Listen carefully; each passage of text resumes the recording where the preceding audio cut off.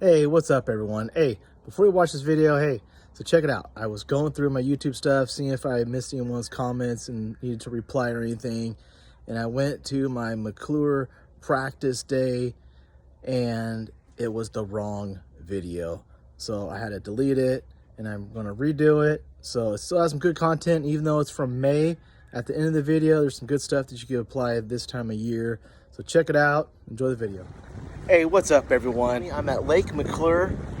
I've fished this a few times throughout the years. Haven't fished it in a while. This lake is known for a lot of spotted bass and a lot of numbers and not a lot of size, but there are largemouth in here and there are some decent fish when you kind of weed through them. So today, it's mid-May. I'm expecting maybe some spawners, some post spawners. I got some top water tied on. I'm gonna try the old Senko, of course, Ned rig, drop shot. So we're just gonna fish by the seat of our pants today.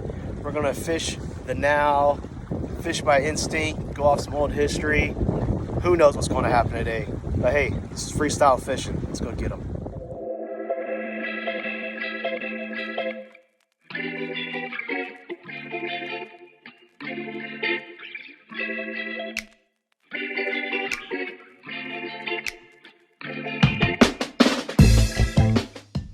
Oh! I got it up there.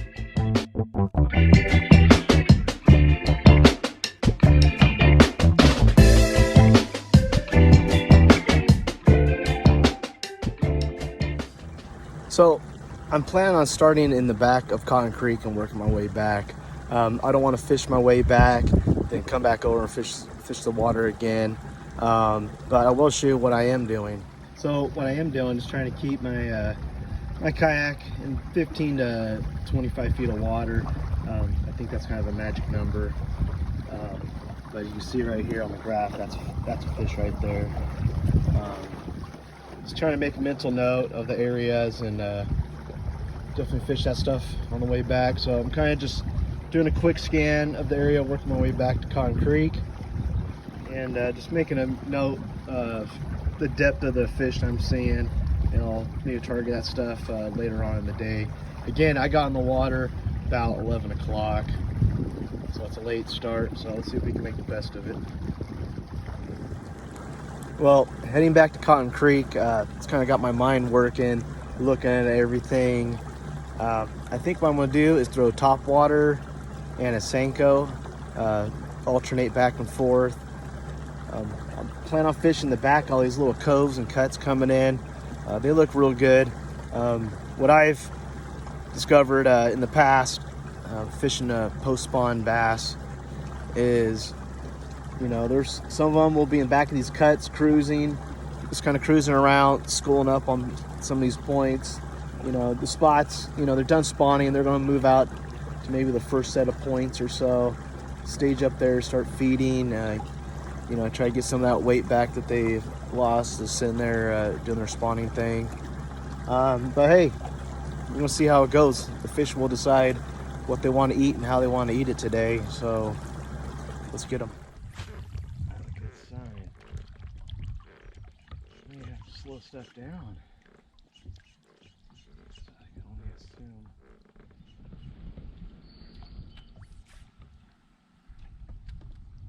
See all the carp right there, look at them all.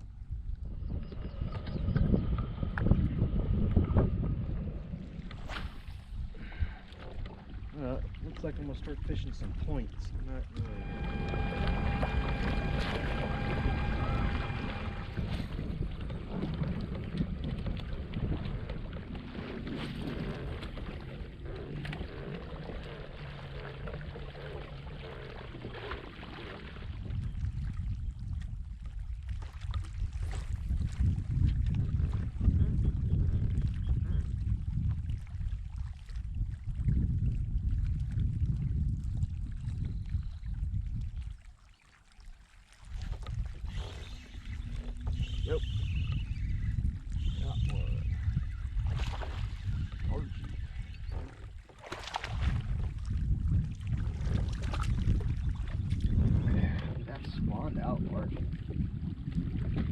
go.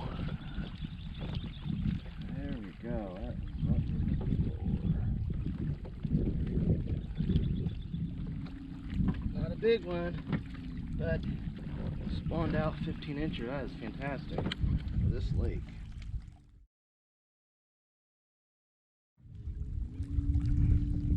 Look at that. See it, buddy. Thanks.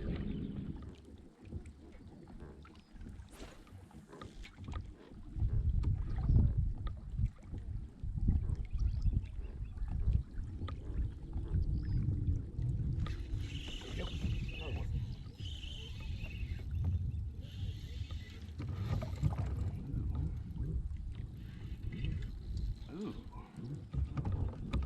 Okay. Holy smokes, look at that. You're on to something here. Yes, sir.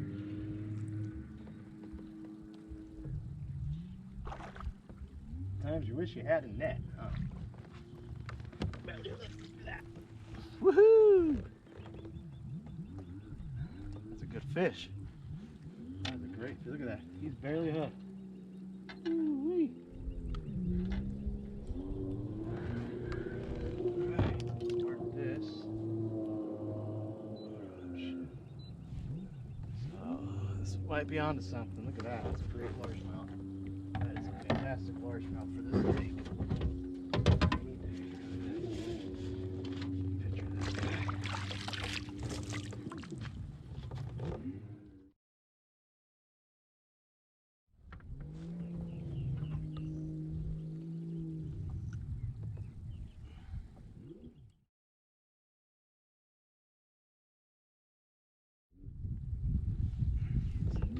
That's a beautiful fish there. Beautiful. Alright, so you missed that. It's caught like a 6.5, 7 pound catfish on a Senko. First time I caught a catfish on a Senko. That last one was a 17 3/4. That's a big fish for this lake, so that's good. Definitely onto something here with these Senkos, and if I could do that all day, catch 5 fish, I might do it. See what else we could figure out here. It wasn't all the way in the back of the cove. It was only at the mouth of the cove. There's one, and one about halfway back, and kind of, both post-spawn fish. Definitely a good sign. So I was snagged back there on a rock. I was shaking it, and I go to pull it out, and all of a sudden it starts pulling like that. I had a fish on, and it shook him off. So that's a spot I caught a fish years ago, and there's still fish there, so I'm going to save that for the tournament. So this point comes out here. My live scope setup. So when I approach points, I don't like to come straight on with them. I like to come up on the sides and cast out and bring my bait out this way. I think sometimes you could pull the fish off the points into deeper water, and sometimes they're not likely, once they're in that deeper water, to go back where they were, and they kind of wander off sometimes. So I'd rather pull my bait up to the shallow part, to the tip of the point, instead of cast out and bring it out to that deeper water.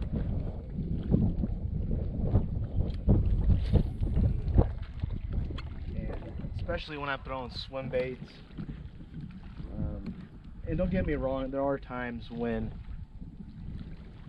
you know, facing the point, casting to the point is effective, but I'll approach my points this way, then I will come around and cast.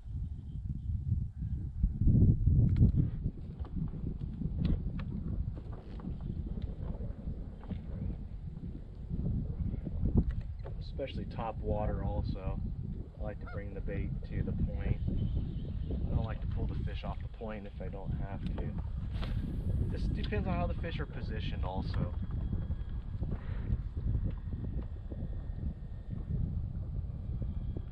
Alright, so it's 2 o'clock. Caught 3 fish, a small one on the top water, missed one on that Senko, and caught 2 more on Senko just coming in this cove.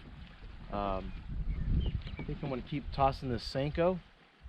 It's down the bank, catching those post-spawn fish, and see what we could do. It's 2 o'clock, so we'll fish for another 3 hours, and we'll see what we can get.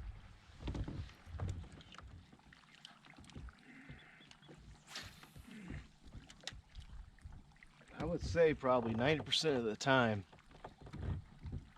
the bass are hitting the Senko in the fall.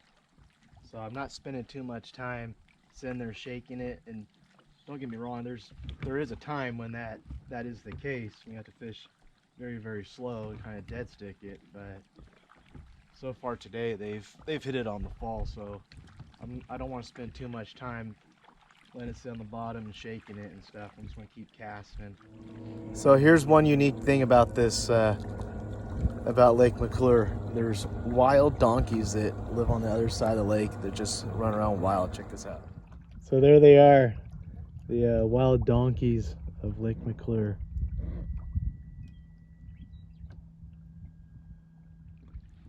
I want to fish some of these houseboats. It's not normally a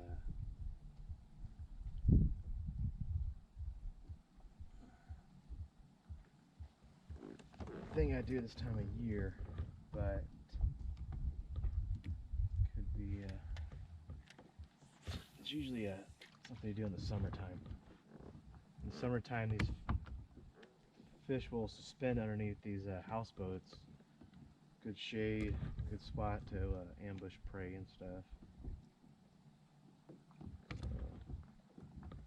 A little early, give it a try, you never know. Might be worth it. And the cool thing, if you do hook a fish here, the only thing you have to worry about is the cable in the front. Oh my gosh, I just got whacked.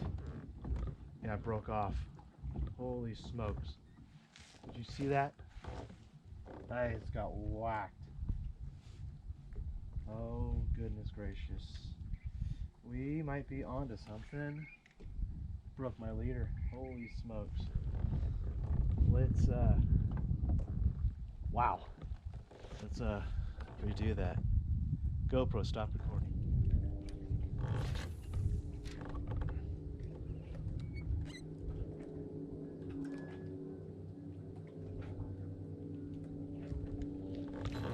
Oh! Oh man! Missed him. Look at that.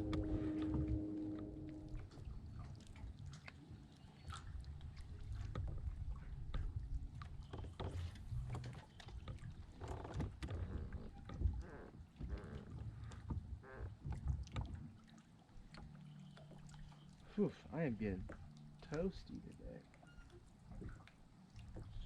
There we go. Oh yeah, I got that one there.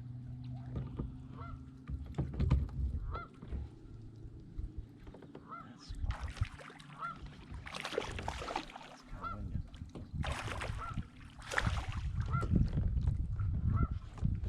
Look at that. That's a good spot right there.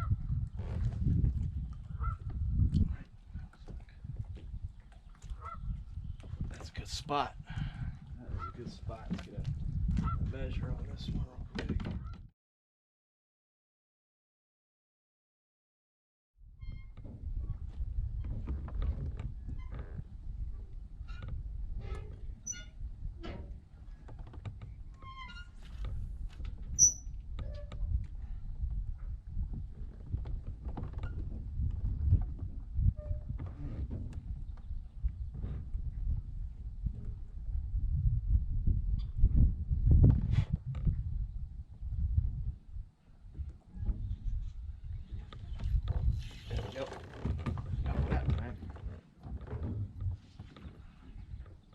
Not a big one, but it's a keeper spot. Nevertheless.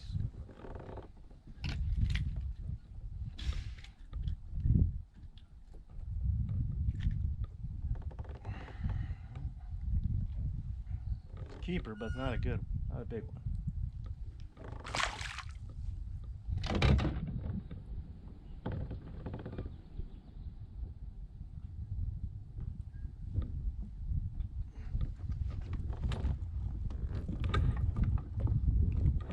Hey, there's like 4 of them. I'm still fishing these docks. All right, let's go over Lake McClure. So, I got there late on the water. Wasn't ideal, but I got in the water at 11 o'clock. Fished till 5. My plan was to go up Cotton Creek and go to the back of the creek. There's water coming in. There's already a boat back there. They were just enjoying the day. So, kind of started heading my way back.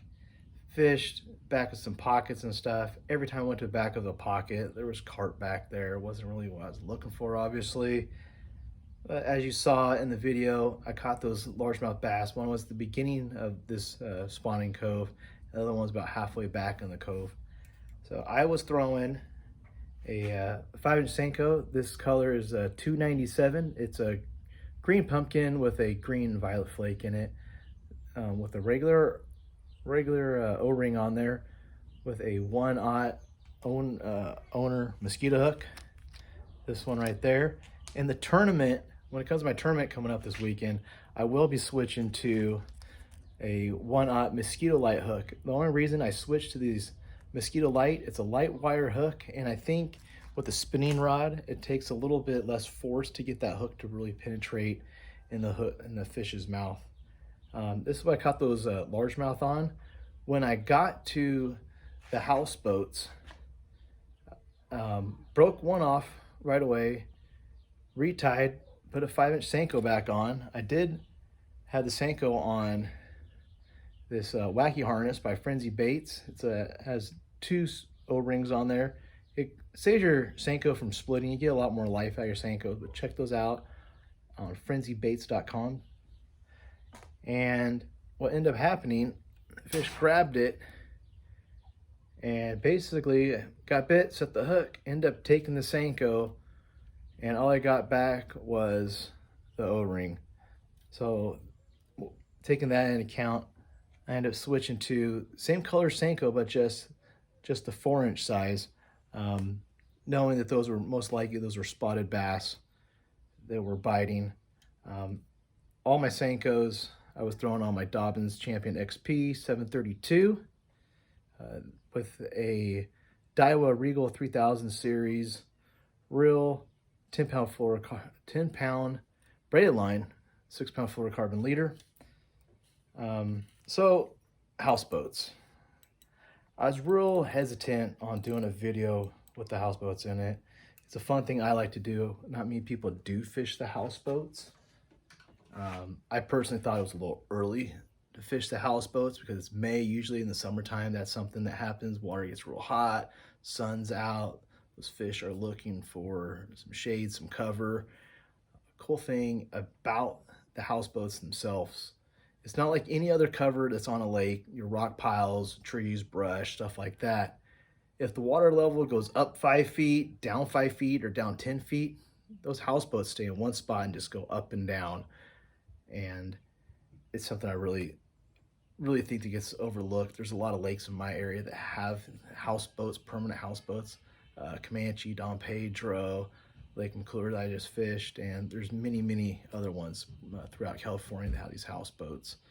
It's definitely something to think about to fish, and when I do fish them, good thing to that's going to really attract the fish. I've noticed the first and the last boat in a line generally holds fish. When I do cast to these, I'll make a cast on the front, a cast in the middle, and a cast at the end. And I'll do that on both sides. Then I feel like I'm done fishing it, and I'll move on unless I hook a fish. There may potentially be another fish there as well. And cool thing with fishing these, the houseboats are just anchored, tied off on the front. So the only thing you have to worry about is the cable in the front. and you're usually over 80, 100 feet, of water, so you're not going to get hung up on anything besides that cable in the front. But hey, there you go for these houseboats. I was getting bit, I would say maybe 1 out of every 3 boats, houseboats, I was getting bit or I was catching a fish on. That's pretty good odds. That lower half of the lake has about 100 houseboats. The northern part of the lake has another 100. So I'm going to take those odds with me to my next tournament next weekend, and I should have a video up for that as well. Hopefully this pans out. I talked to some people, so the bite's tough, so we'll see how it goes. But hey, thanks for watching. I hope you enjoy watching this video. I hope some of these tips help you next time you're out on the water. And hey, tight lines.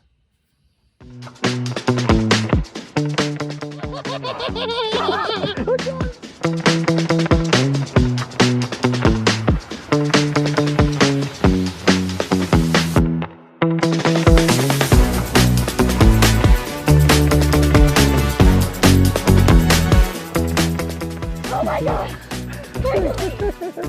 Good job.